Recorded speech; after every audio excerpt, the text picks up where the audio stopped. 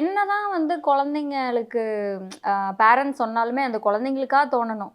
So அந்த மாதிரி எனக்கு என்னதான் எங்க கொண்டு போய் விட்டாலும் அது கடைசியா அத மேக்னடைஸ் பண்ண மாதிரி சிவன் மேலயும், சித்தர்கள் மேலயும் அது குழந்தையிலேருந்தே ஒரு ஈர்ப்பு இருந்துகிட்டே தான் இருந்திருக்கு. ஸோ ஸ்கூல்லயும் இப்போ வர எனக்கு ஞாபகம் இருக்கு. ஸ்கூல்ல இல்ல வந்து அந்த ப்ரீ கேஜி அந்த டைம்ல எல்லாம் சொல்லுவாங்க இல்லையா? ஸோ அப்ப கூட வந்து ஏதாவது ரஃப் நோட்டு இந்த மாரிலாம் வந்து எனக்கு கையில கிடைச்சா, அப்போ சிவலிங்கம் வந்து நான் ட்ரா பண்ணிட்டே இருப்பேன். குட்டியா சிவலிங்கம் வரைஞ்சு, ஒரு குட்டி மூன்லாம் வந்து வரைஞ்சு, ஸோ அப்ப இருந்தே அது அது அவ்ளோ ஒரு ஈர்ப்பு. ருத்ராட்சம் போடுறது, ருத்ராட்சம் பார்த்தா ரொம்ப பிடிக்கும். ஸ்னேக்ஸ் அந்த நாகப்பாம்புன்னு சொல்லுவாங்க இல்லையா? King cobra.